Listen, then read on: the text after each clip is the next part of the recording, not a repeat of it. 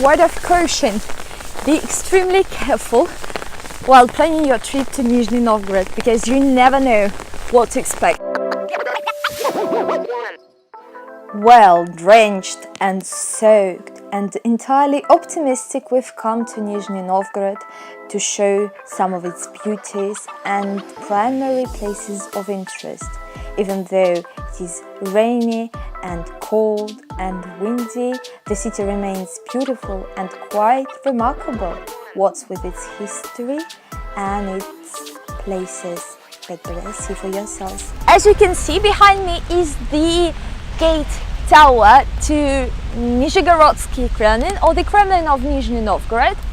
Nizhny Novgorod was built at the beginning of the 16th century, and since then it has never been conquered by anyone, which is quite an achievement, because at that time Nizhny Novgorod was a forepost of Moscow Princedom and was located at the border between Moscow Princedom and the Khanate of Kazan.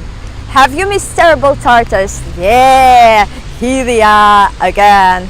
Later, as Moscow Princedom continued its expansion, Nizhny Novgorod lost its influence as a border city, as a forepost and the first line of defense against terrible Tartars. But it didn't suffer from that.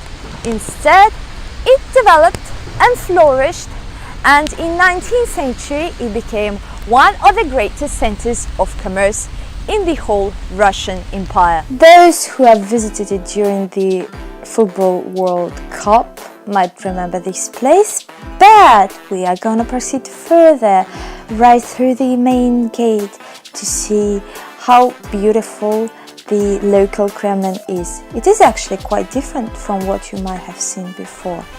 In 1930s, Nizhny Novgorod became known across the Soviet Union as the engineering industry center of machinery production.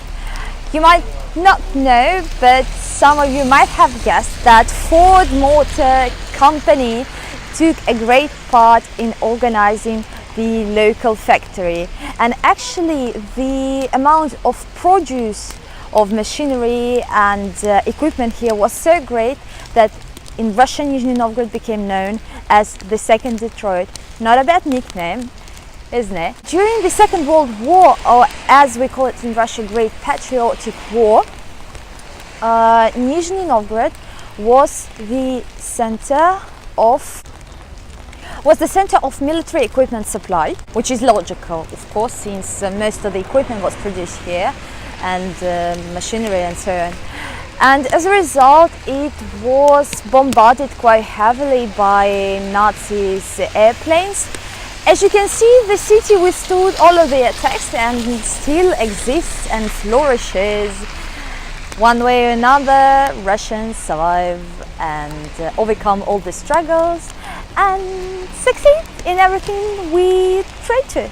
Even though it is chaotically built and frustratingly elongated, I love this place to bits, not only because of some good childhood memories, but because actually this city is a historical marvel. It is very beautiful. I'm not speaking only about Kremlin and all those tanks and planes we used to climb on as children, but I'm talking about all this wonderful architecture, the buildings, the bright colors. Although it might seem dimmed to you, it's only due to the rain. Believe me, when you come to Nizhny Novgorod, when you walk along its streets, you'll fall in love with this place, definitely, just as I did the first time I came here.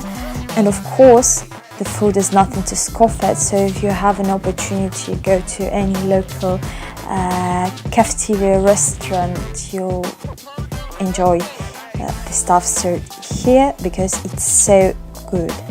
And what about me? Well, I wish you have a nice weekend, go somewhere, travel somewhere. It's always fun to learn more about new places. See ya.